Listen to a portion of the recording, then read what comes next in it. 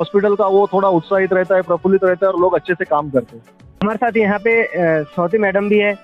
मी doctor Swati खांदे, gynaecologist, महिला and बाल रुग्णालय अचलपूर. आज आमच्या इथे स्वातंत्र्य दिनाचा कार्यक्रम छान क्रांतीसरांनी पार पाडला आणि आम्हाला प्रशस्तीपत्रांनी स्वागत केलं. HHN24 में आपका बहुत बहुत स्वागत. थँक्यू. नमस्कार. मी श्रीमती अलकायन तायडे, महिला बाल रुग्णालय अचलपूर इथे इंचार्ज म्हणून कार्यरत आहे.